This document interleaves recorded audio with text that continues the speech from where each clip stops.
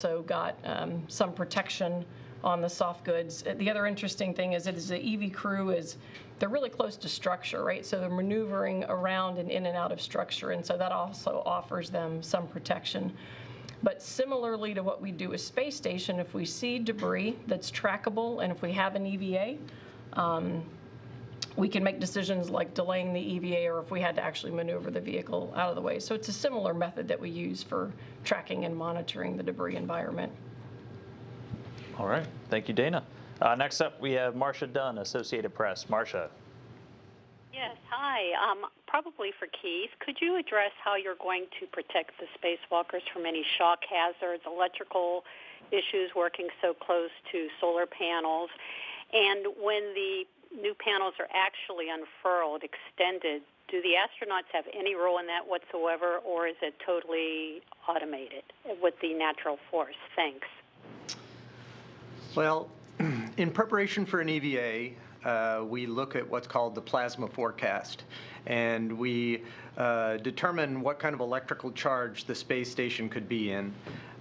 We take mitigating steps, like we cover up metallic interfaces on the suit to make sure that there's no metal contact. We put what are called inhibits in place. We turn power systems down, off. We also, when we do electrical connectors, they have what are called, they have special features where the pins are retracted and held out of the way. So when we disconnect, we keep metal objects away and they're sunken back enough so that it protects them. But the big problem is that we've got giant solar arrays that will be generating power when we're in daylight. And we are disconnecting one of those cables that, if we were in daylight, would be sending a lot of power through it. And so because of that, we plan our EVAs and we time it so that when they get to that electrical connector, we do it at night. And we make sure it's not generating any power whatsoever. We disconnect and mate it back with our what we call a Y harness, where it's the cable that's going to be combining the power from IROSA and shunting the legacy solar array and providing that power to the rest of the space station. We do that in nighttime and to make sure that there's no power. Let's see, what was the second question? Do you mind if I have that? Is she still there? Yeah, Marcia, are you still there? Can you give us the second part? If you can hear me, when the new panels are actually unfurled, do the astronauts have any role in that whatsoever, or does it just pop out quickly on its own? It's funny because we were just talking about that when we were watching the video. So the crew members are the final release of the pent-up energy of the booms. And Pooja had a really great way of putting what that energy release is, what those stored up fiberglass or carbon fiber booms do. But really what ends up happening, it's like letting the horse out of the gate. So they drive one bolt, and when it's cleared, they move over to the second bolt, and those are the last two bolts holding the solar array in place. And once that bolt is fully driven out, all that energy is going to push the solar array boom out and away. Now they have special, they're not really brakes, but they're rollers that are at the end of the solar array that kind of keep it in a little bit of tension as it's deploying, so that it goes at a certain pace. They've done a lot of testing on the ground. They did, Dana was going to show you a picture of a test article that we flew on space station that has this technology that pushes these booms out at a certain pace. So all they do is they let it go and then they watch. And the interesting thing about that is that this solar array, the area that we want to watch, is facing the old legacy solar array. So the guys in space station, all of our cameras won't be the ones that get to see this boom forming its tube as it's being deployed. It's going to be Shane Kimbrough with his high-def camera image on his helmets that'll be showing us this boom being deployed. After Tomad drives that bolt, he's going to move into position to watch the other side, so hopefully we'll get two images of these booms being deployed. Yeah, and just to add to what you just mentioned, Keith, the deploy itself is going to take about 6 minutes, so it's going to be a very interesting 6 minutes as we sit in mission control and watch this whole thing happen. And we're going to make sure we have signals so everybody else can watch too. Absolutely. All right. All right, so next up on the phone bridge, we have Mark Carreau, Aviation Week. Mark, are you there? Yes, thank you. My question is when the next two sets of IROSAs are planned to be launched. That's you. Dana, I think we can give just general They were idea. looking at me.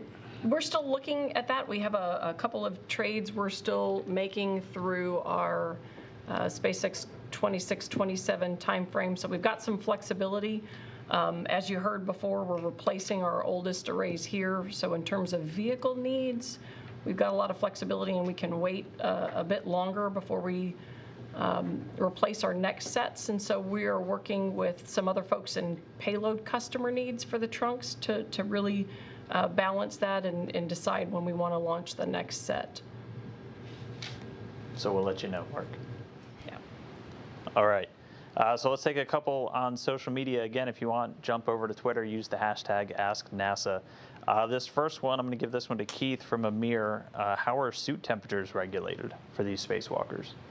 Well, the suit has, and you know what's funny? You have a suit right here. And I would love to walk, can I walk over and get it? Let's just To answer the question. Just to answer it? Just answer. Well, you got a suit right there. I could point it. Yeah. So, and actually, Dana used to be a spacewalk flight controller as well before she was a flight director, and she knows how the suit works as well. But bottom line is, it's got a temperature control valve on the front, and it's a little turn knob that you can see is written backwards with all of its text on there, and that's because the crew member can't see it when he's looking down at it, so he has a mirror to see what his temperature is, and it goes from a high of the coldest all the way down to a max hot, which is no flow. And what ends up happening is they have a water plate in the back of the suit that they push water through that goes to vacuum, and when it goes to vacuum, it sublimates off. And that sublimation of that water cools off the water flow that goes past their liquid cooling ventilation garment. So by controlling that valve on the front of the suit, they can make it colder or hotter, or warmer, I should say. They just stop the cooling flow when they do that, and that's how they control the temperature. So sorry, I didn't mean to get up and walk over to the suit, but I thought you got a great prop right there, which really might help you out. Thank you, Dana, too, for the assist. So this next one, My own Vanna White. this next one is for Dana, and he touched on this a little bit early on, but SpaceX fan on Twitter wants to know, why do we need more solar panels, or the current ones wearing down? Good question. So I mentioned previously that the original solar arrays were certified for 15 years of life, and though they're still working, they do degrade over time, and so we get a little bit of erosion from thruster plumes, and just the environmental exposure gets old, not unlike major systems in your home that at some point, degrade or you have to replace. I'd say the degradation rate, if I had to pick a ballpark number, of course it depends how many visiting vehicles we have and what the specific environment is probably about 1.5% per year is probably a kind of a good number to think about there. And so they do start to lose power generation capability. This pair that we're replacing in these next two EVAs is quite a bit older than the others, just because it was launched so early, a little more than 20 years. But to speak to why do we want to replace them and upgrade them, there are a lot of things that we are doing on Space Station. Of course, we're always testing new capabilities, pushing what we can do with science. We have a lot of science that flies to the vehicle. Dan Hartman also talked a little bit about technology demonstrations, and one of the things that's really important with Space Station is trying to use it as a test bed for future programs and future capabilities. The microgravity environment is really unique and presents unique challenges, especially for systems like life support systems that have fluids moving through them. Those behave quite a bit differently in a microgravity environment. So we are flying and building a lot of exploration-grade life support equipment, and it takes quite a bit of power to run that in addition to running our normal life support systems, and so we really want to be able to maximize the use of Space Station. The other thing that's coming along that we'll want to use power for is the Axiom module. So if you recall, I think it was about a year and a half ago, we signed a contract with Axiom to fly a commercial module up to ISS, and that'll need a little bit of power. So there are a lot of things that would benefit from having more power. All right. Thank you, Dana. And another one for you real quick, kind of in the same. So Kate on Twitter wanted to know, how long will the new solar panels last? So the new solar panels will have a similar kind of 15-year-ish life, but I think, what we've learned with our original set of arrays, we actually thought the degradation would be quite a bit worse than what we actually saw. And so it took us a number of years, and we have a way to test the arrays, to challenge them and test how much power they're generating. And so part of that answer is we've got a prediction, but we'll really need to just start using them and try to learn over time what the degradation is. But we should easily have another 15 years. And again, the degradation is slow over time. It's not an immediate cliff that we fall off of. All right, thank you. And we still have some more time, so if anybody does have more questions, again, jump on Twitter, use the hashtag AskNASA. It does look like we had a follow-up in the media queue, so why don't we go to Bill Harwood with CBS News one more time. Bill? Hey, thanks. This is ignorance on my part, but do both sides of the array deploy simultaneously? And what happens if something does hang up, if something doesn't get released? I mean, I know you can't retract it, but could you live with a partially deployed array long-term structurally, or is something else, hung up like that? And I have a real quick follow-up if I have time. Well, first of all, when we drive the two bolts, you saw that there were two halves of the solar array that folded, and we drive some bolts to make it a single tube. When we release that, it all goes at the same time and goes up. So they are supposed to be equal tension on both sides, and they're supposed to go up, exactly as we see it. But we do not have any planned contingency workarounds to fix anything just yet. But NASA, if something happens, we're gonna stop and look at where it is. We're gonna take pictures. We're gonna analyze what's going on, and we'll come up with a plan to fix it. You've seen us do it before, so we trust that this is gonna do what it's supposed to do. But again, we can react if it doesn't go quite the way we had hoped. Yeah, and just to add to what you mentioned, Keith, I think in a partial deploy scenario, I think the thing that we're really going to be looking at is thermal cycles. We know that in this case, if, through thermal cycles specifically, that stuck specific array could come unhinged and get us in a better configuration. We have looked at loads constraints specifically with these arrays in a partially deployed configuration, and we do know that we are able to do all of our dynamic events going forward in a partially deployed configuration. We will have to use specific array angles going forward for those configurations if needed, based on our loads constraints, but we know that we are in a safe and good config for all ISS dynamic events in the case that we get it in a partial deployed configuration. All right. Thank you, Pooja. And yeah, Bill, if you had a follow-up, go for it. Yeah, thanks. And it's just back to Dana again. Just a real quick follow-up on space debris and EVAs. I mean, I know there's no number for something like this, but how risky do you view an EVA from a debris standpoint? I mean, obviously, anybody in space, there's lots of risk you deal with on a daily basis, but I don't really have a sense of where EVA stands in that risk hierarchy. If there's anything you can say, I'd appreciate it. Thanks. Yeah, we can get you, I don't know off the top of my head, if you're talking about like probabilistic assessments. The way we manage this programmatically, both for the EMU and also our modules, is we design to a probability of no penetration, a number that will allow us to safely react for the vast majority of the types of debris we would encounter. And again, if it's large enough, we move out of the way. So we can get you the specific numbers for the EMU, but just to mention, for the EMU specifically, it can handle up to a certain size hole in the EMU. There's an emergency oxygen package that will give the crew members about 30 minutes of time for strikes up to a certain size. And so the way we kind of balance that risk is through making sure that we've got contingency plans to deal with bringing a crew member in if there is a strike. And then, of course, if for whatever reason the environment is off nominal, whether that be trackable debris or someone had an unexpected satellite breakup, which sometimes that happens, then we react accordingly and decide if the background environment's too high to go do a spacewalk. But we can follow up with the specific probabilistic numbers. Okay. And we've got another one in the media queue, Marcia Dunn from Associated Press once more. Marcia? Yes. Hi. Thanks. For Keith, when the astronauts are handling that package of arrays before it becomes a single tube, what are the dimensions? I think it's 10 feet, obviously, but how wide across is it when it's all rolled up like that at the beginning? And if there was a partial deploy, are these designed for the astronauts to maybe grab one end and try to tug it loose? Could they do that? Thanks.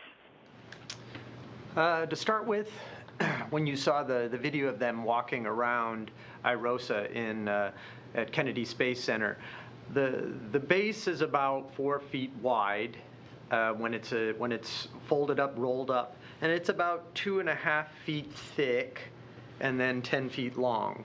And they hold at either end. There's handrails at one end, and at the other we install special handling aids. So the interesting thing about that is when you're looking at a 2 foot by 4 foot tube in front of you, you don't really have a lot of visibility to see anything else.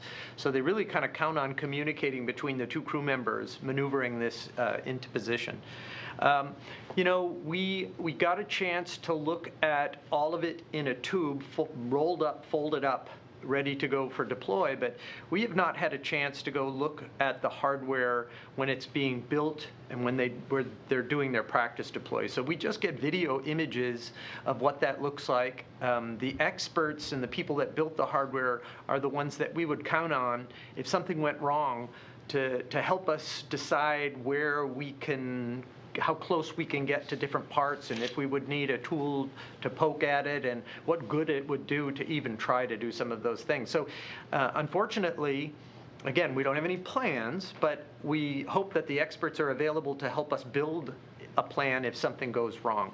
And the good news is that we plan these EVAs very close together, which is kind of unusual for a space station as well.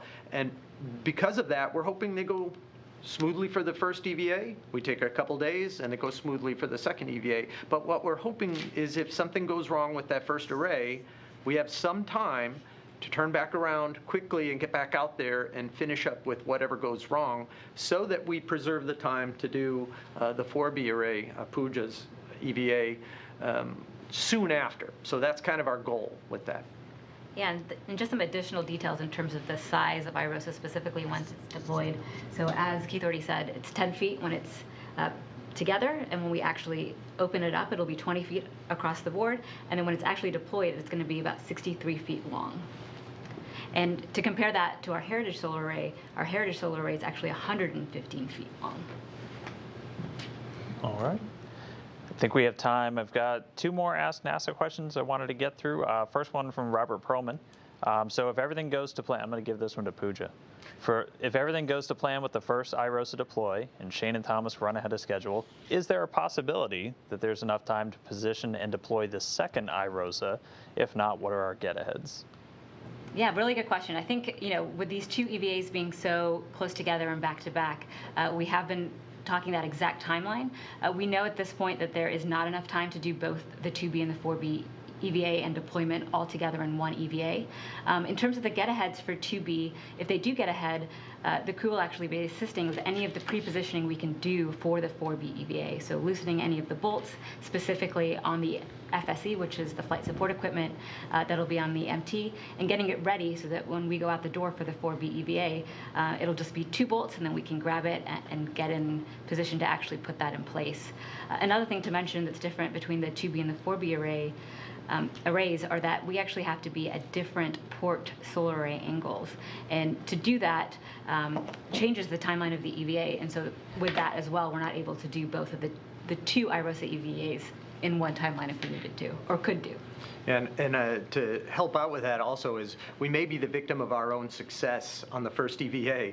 So in getting done smoothly and getting done in a timely manner, our get-ahead is to get ready for Pooja's EVA. But what that means is then she has less of the nominal task to do on her EVA, and we have to have a list of all kinds of other fun stuff to do to keep to get EVA work done outside with the crew, because they're efficient crew members, and once we send them out the door, we want to keep them busy. We want to get all the other things done that are on our list. So we call those get-aheads. And we're currently working through that full list to make sure we have our arms wrapped around it, specifically for the 4B EVA, because like I said, for the 2B EVA, our get-aheads will be to get ready for the 4B EVA. All right.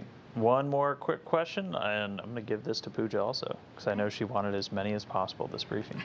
Why did we not directly move, this is from Raphael on Twitter, why did we not directly move the panels from the trunk out to the worksite using Canadarm2? To be honest, the arm cannot reach all the way out there, right? And so we've actually pre-positioned these specific arrays on top of the mobile transporter that are going to help us take it as far out as we can to worksite 8 for the mobile transporter, and then we're going to have our EVA crew members come out and do these specific handoff 1 and 2, like Keith talked about in the video, to get it all the way out to the port 6 worksite. The arm cannot get us that far, and especially with all this equipment, it's not possible. And so the EVA team has been working this for a handful of years now to make sure that the choreography for these EVAs are good, and we're able to do it like we have planned. And just to add to that, there are no robotic interfaces on IROSA as part of this deploy.